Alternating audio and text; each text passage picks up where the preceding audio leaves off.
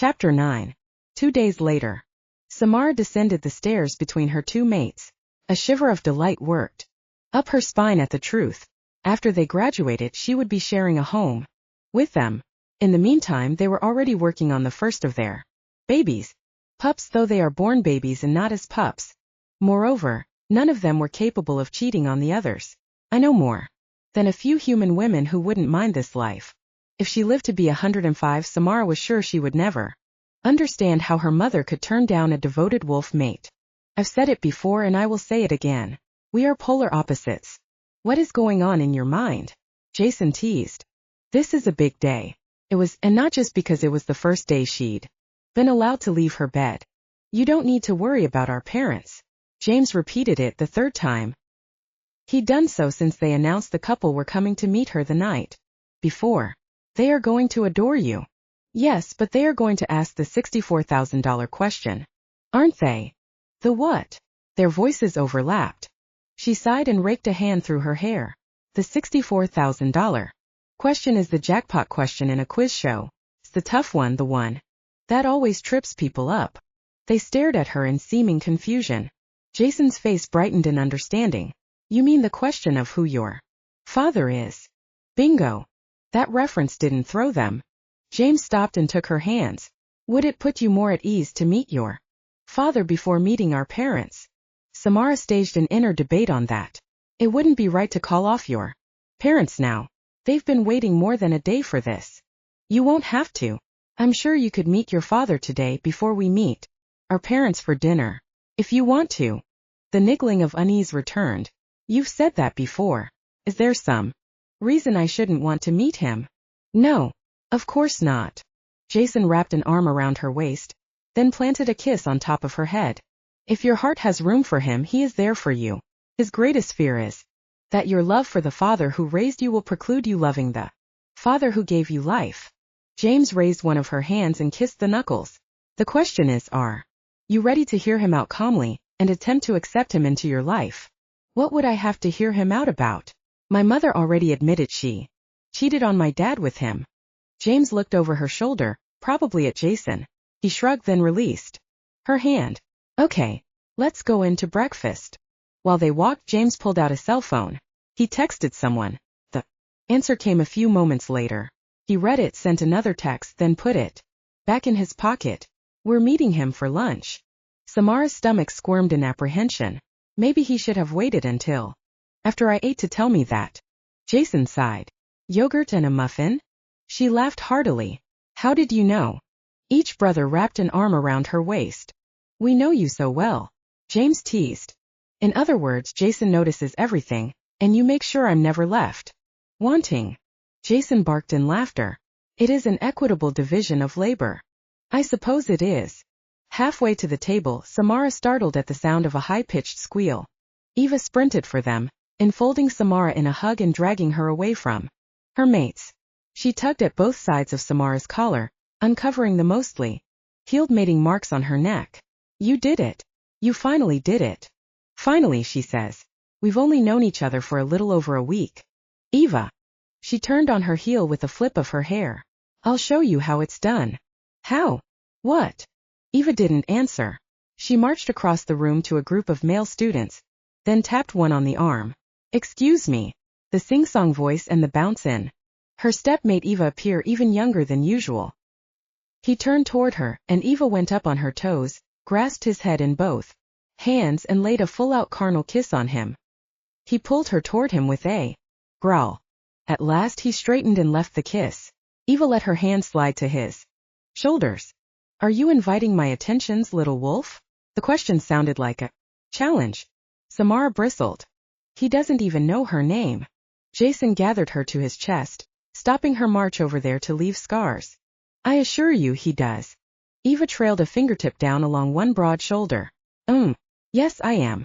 The male's teeth and eyes shifted. I warn you, I am fond of the ancient rites. Eva nodded, but Samara noticed her knees shook just a bit. Don't rush in. Think. What does that mean? She demanded of her mates. James whispered the answer to her. It means he is intent on making Eva his mate. Brand is going to take her to a bed and seduce her until she agrees to let him lay his mark. Dissuading him, now that she has invited him, will be very difficult. Samara swallowed the lump growing in her throat. Eva wasn't a high alpha. Could she fight off a male as large as Brand if it came to that? Eva will be fine, Jason promised. She looked up in time to see the male lifting Eva off her feet in a show of strength. Brand. There was a cut of order in James's voice. He looked their way, as did Eva. She went wide-eyed, pleading for something Samara couldn't name. Take care with our little sister, Brand. Jason tensed a notch. Our mate would be very displeased if her den sister were injured, and what upsets our mate upsets us. Eva blushed, but she smiled widely. Brand tipped his head their way. Rest assured, Alpha Samara. There is no wolf. Eva is safer with than me. Thank you, she replied. Brand didn't wait for more discussion. He carried Eva from the dining hall and turned toward the far staircase. His rooms. He's taking her there instead of to our shared floor. James and Jason will kill him if he hurts her. That's simply her stomach. Settled. Samara had seen the residence at the edge of campus before, but she'd assumed it was Pietro Galvani's home. Since they'd passed by the Alpha Maestro in the Commons, it was a fair bet they weren't going to meet him. James rang the bell and a silver-haired man answered it. Lord James. Lord Jason. He tipped his head. You are expected, and he looked in Samara's direction, and his olive skin went a waxy gray beige. I did not know. He straightened and backed away quickly. My apologies for keeping you waiting. Please come inside. Thank you, Roberto, James replied, ignoring the servant's fumbling and shock. Her mates guided Samara inside. With another unreadable look at Samara, Roberto turned away. Am I not welcome here? Her stomach churned and tears stung at her eyes. Roberto whirled around, seemingly horrified. Anytime you wish, Alpha Samara. I am honored to serve you. I simply did not realize you would be accompanying your mates today. I would have liked to have been able to prepare for your arrival. I fear you will find my attention to detail lax. His response stunned her. I'm sure I won't, Roberto. The servant smiled widely at her trust in him. He led them up one level, then down a long hallway. At the last door on the left, he waved them inside. Can I provide you with any refreshments while the meal is prepared for you? No, thank you, Samara replied.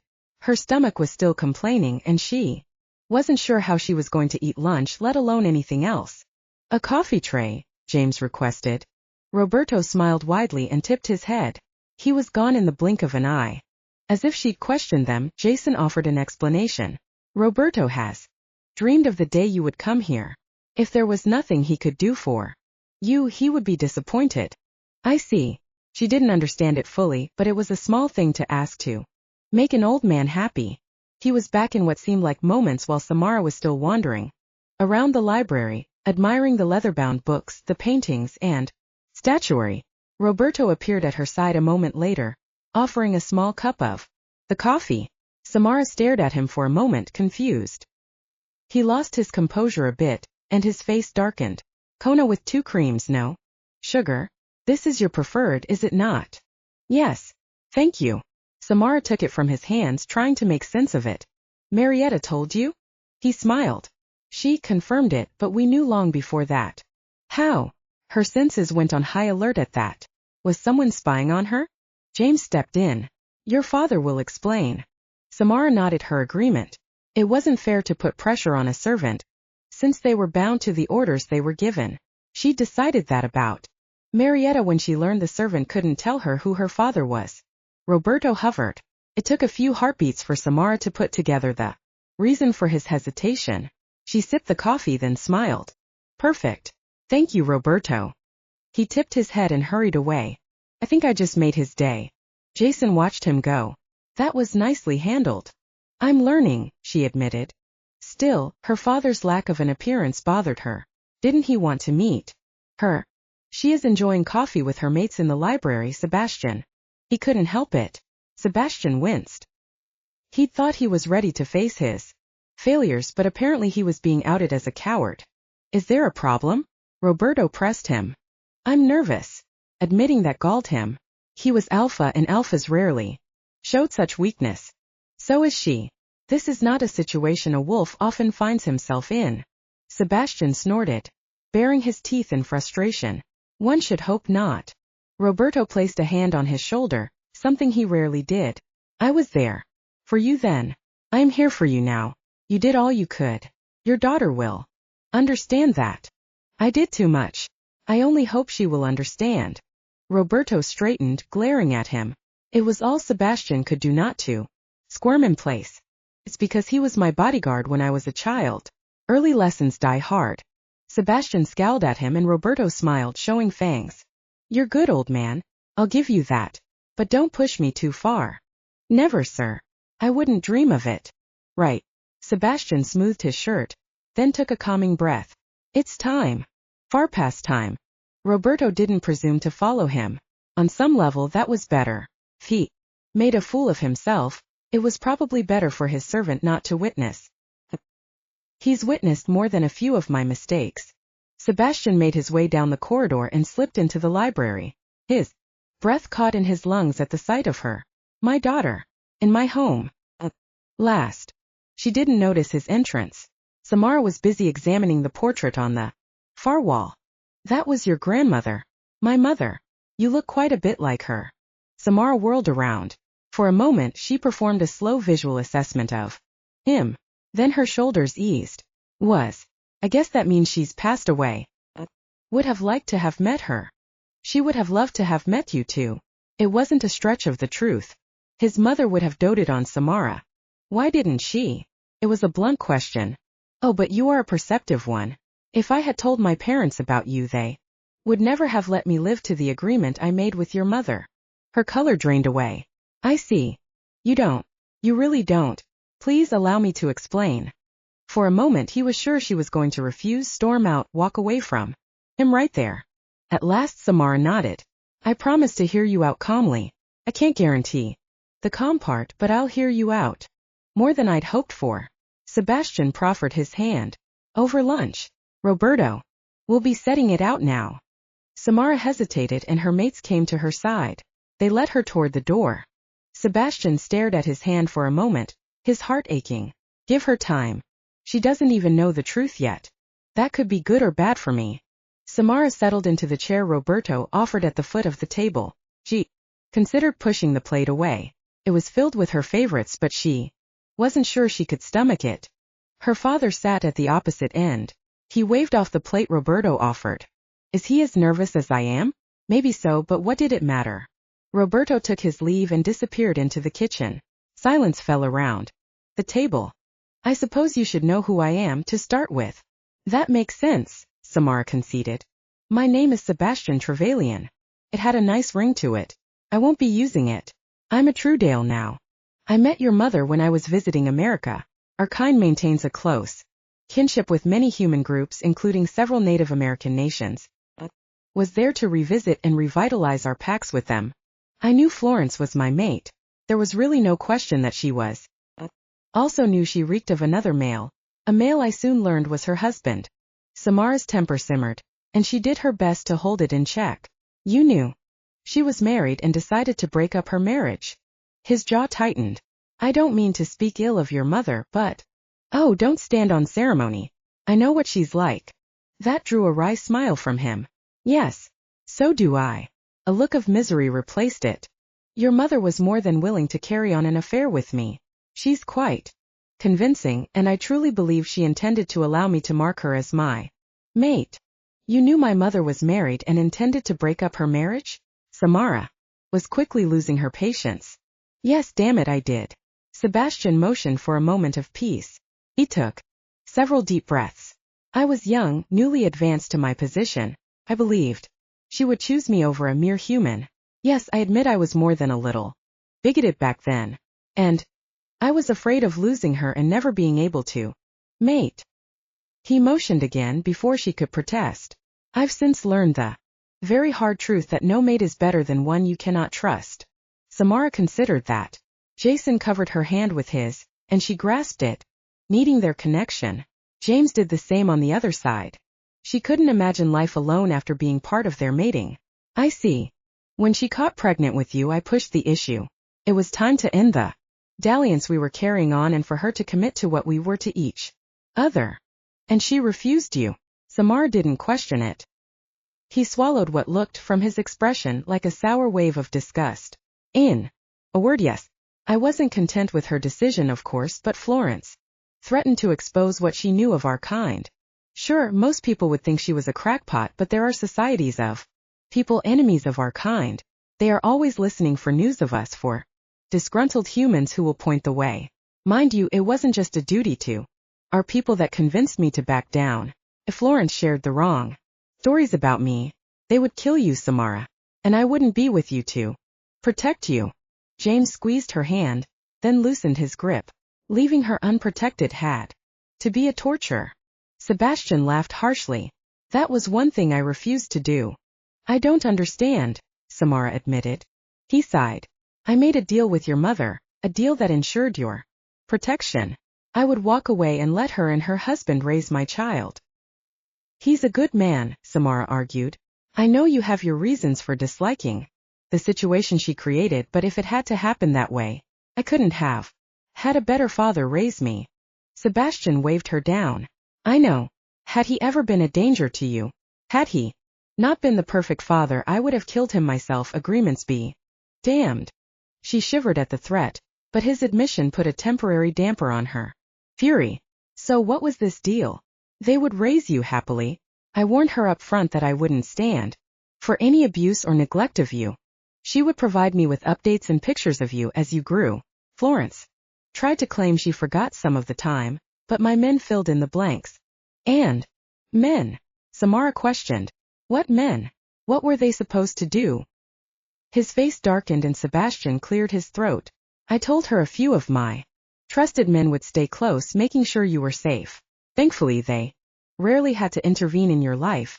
Fleeting moments where they dissuaded someone in the shadows. They also helped train you. Pardon me. What was he saying? Do you recall 2 males from your self-defense classes named Trent and Dale? She nodded. 2 older guys. They were in their late 20s when I was a preteen. They were also often paired with her in sparring practice. Learned a lot from them. I'm sure they would like to see you again. I guess I should thank them. Sebastian tipped his head. Not necessary, but they would certainly be touched if you did. Were there any other parts to this agreement? 3 more. The first was that she wouldn't tell anyone about your wolf heritage or about meeting a wolf. He paused for a moment. The second was that I wouldn't try to reveal myself directly to you or contact you, unless you sought me out. But, coming here, Pietro Galvani approaching me, I only promised I wouldn't contact you. That didn't mean I could allow you to remain dangerously ignorant of your inner wolf. Samara couldn't argue that. What was the last part of the agreement? Your name.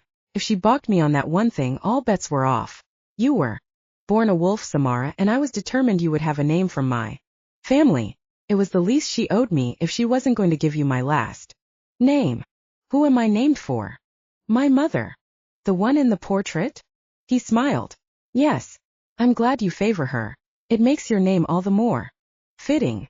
Where do we go from here? Sebastian leaned across the table. Where do you want to? We could get to know each other at your comfort level. You're all welcome to stay here with me, Eva, and her maid as well. Or you could stay in the dormitory. I would like to get to know you, Samara. The choice of how is your own. I need time to think. Of course.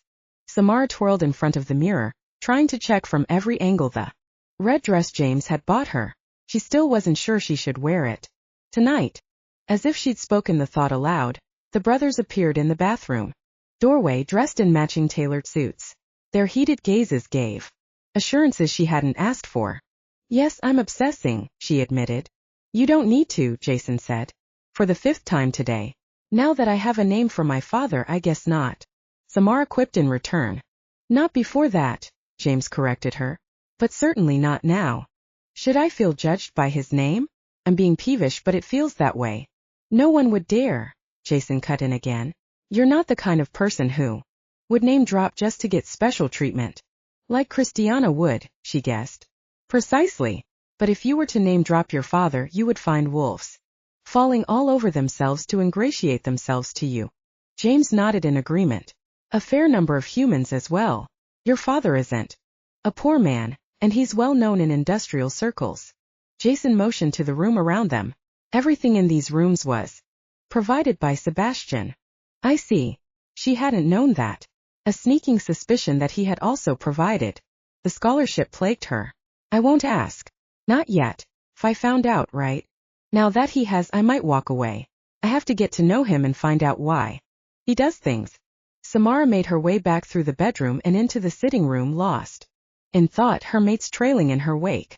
She glanced at the clock, noting that their parents were expected soon. Before she could settle on the couch, there was a knock at the door. Early. Yes. Your guests, Alpha Samara, one of the household servants replied. Send them in. James and Jason stood just behind her and to the sides. It was comforting to feel their heat, to know they were watching her back. The door opened and the couple stepped inside. The brothers got their height from their father, but their dark hair and eyes came from their mother. Their father tipped his head, but their mother crossed the room and took Samara's hands in her own. She leaned across and kissed Samara on one cheek, then the other. My dear, you are so welcome. Her voice was smooth and lightly accented. Spanish, Samara was sure. Thank you. James spoke up. Samara, this is my mother Aurora and my father Jacob. Truedale. Jacob moved to Aurora's back, offering another tip of his head at the introduction. It's nice to meet you. How Samara managed spit out words, stunned as she was by their mother's beauty, was an uncertain thing. Up close, she was still having trouble noting signs of age. If she hadn't known the woman had adult sons, she would have guessed Aurora was in her early 30s. Aurora smoothed a hand over the bandage on Samara's arm. A long spate of Spanish followed. Jason sighed. Samara will be fine, mother. Every day the wound gets better. The doctors say it will only be another day or two of wrapping. No, she doesn't need to see our family doctors, and yes, we are watching closely. Please, for the love of the night, mother, speak English for Samara. Deep points of color rose in Aurora's cheeks. My apologies, Alpha Samara. Was not aware you did not speak my language. I'm working on it, Samara admitted. I have required language lessons and I'm taking Spanish right now. I'm afraid I took French in high school and I never cared for it much. Aurora and her mate shot each other the sort of questioning look Samara was starting to loathe. I said the wrong thing again. Jacob broached the subject first. You weren't required to learn multiple languages in your youth? You didn't travel extensively to learn them as you did. No. I lived in the same city my whole life. The same house until I was 17. Thus starts the Inquisition. Who are your parents? Aurora asked, seemingly confused by the conversation. James leaned forward to faux whisper to her. Time to name drop. Are you sure? Certain. Jason nodded emphatically. Samara prepared for whatever fallout there might be. My father is Sebastian Trevelyan. They stared at her, unmoving, not reacting. This is bad. My mother was supposed to be his mate, but she. Aurora enveloped her in a hug. No wonder you were strong enough to survive. The hunter's fong. Oh, my poor dear. That was because of James and Jason. Didn't they know their sons had saved her life? Jacob placed a hand on the side of her head. You will never be endangered. With us, Samara. Never again. You have my vow. I will step up your security. Immediately. I don't understand, she admitted. James groaned. I knew there was something missing in Sebastian's meeting. Aurora released her. What are you talking about? She demanded. Jason guided Samara to the couch. Sit down. This may be a bit of a shock to you. She sank to the cushioned surface, ill at ease. What hadn't she been told? What other secrets were there? James squatted to one side of her and Jason to the other. The elder twin seemed to struggle with where to start. I'll explain. Jason took the lead in an atypical move. Thank you. James sounded relieved, which intensified her unease. Jason looked up at his parents. Samara was raised by her mother all these years. She only met Sebastian today. Aurora went a vivid shade of burgundy, and Jacob put his hand on her shoulder, probably in soothing. You've seen how wolves call you Alpha. Samara nodded. Of course. We're all Alpha level. No, Samara. You aren't an Alpha. You are the Alpha, the only child of the current reigning Alpha. Her head spun at the truth of it, and Eva's lessons on line of succession raced through her memories. That meant she, along with James and Jason, would rule after Sebastian. The Truedale family had just become royalty. James cleared his throat. For all intents and purposes you are a princess. The heiress apparent to the throne of our people. A wild laugh bubbled up, and Samara swallowed it with no small amount of effort.